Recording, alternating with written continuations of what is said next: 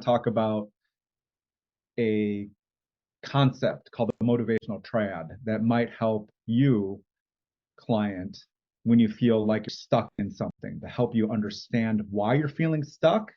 And maybe by helping understand why you feel stuck, you'll be able to then find a way to get unstuck. Because I think understanding ourselves is maybe the first step to moving forward. In this case, I had a client, thank you. I had a client who came to me because he was working for a narcissistic boss, had a toxic workplace culture, and he was really done. Like he had been marketing at that company, at the top of that company for a while. And what he was coming to me is wondering why, kind of questioning himself, why can't I leave my company? In fact, what he wanted to do was start his own business. He wanted to be his own boss. And I thought a useful concept to share with him after some coaching might help you. And that's the concept of the motivational triad.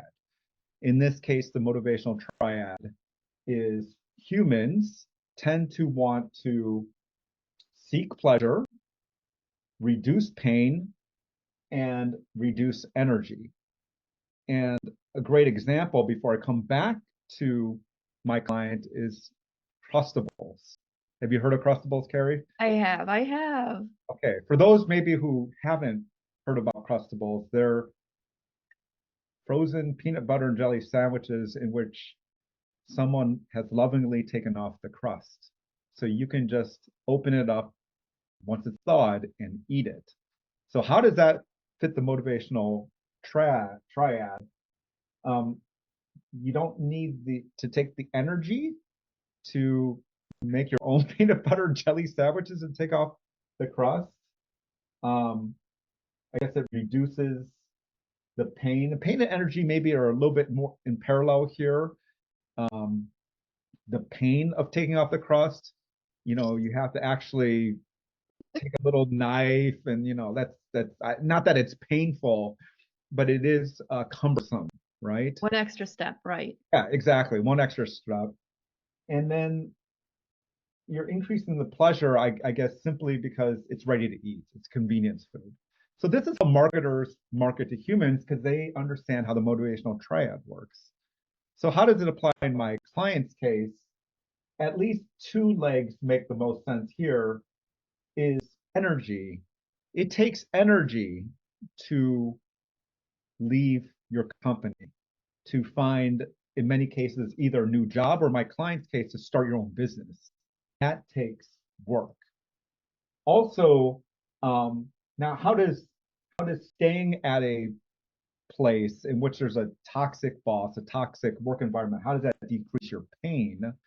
It's because there is less pain in staying and more pain in the uncertainty of going elsewhere, doing your own thing.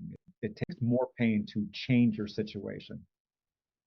So, pleasure, and we'll put that aside for now. I think at least two legs in the motivational triad help explain why this client wanted to stay at his job.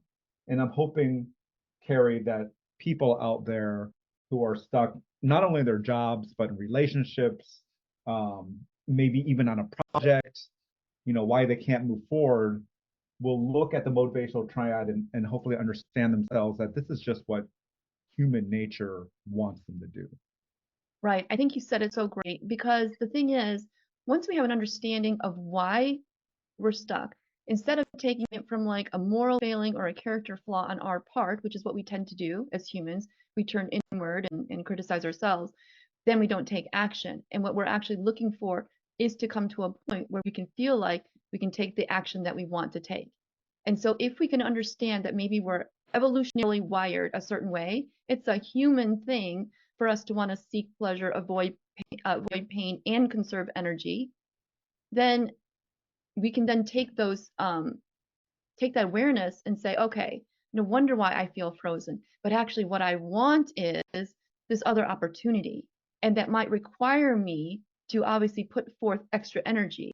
But what, as you and I were talking before we hit record, a lot of energy is already being expended inward. right? So energy is already being expended, but we don't necessarily call it that. And so when we can bring awareness to all these different factors, then we can really see just a way forward for ourselves instead of staying in this very stuck, frozen state, which often happens when we want something or we don't want something and we just feel like we're in an impasse and we're kind of like in a no-win situation. I think what we like to do is introduce tools that help us see where there is actually a way forward, a little bit of a leverage that we can kind of use to help our clients build a little momentum.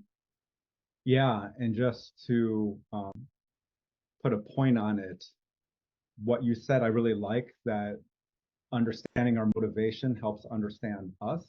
Yes. It's never our client's fault. The way they behave, there's a reason for it. Mm-hmm. And so once they understand that reason for it, they don't have to be as frozen as an Yeah.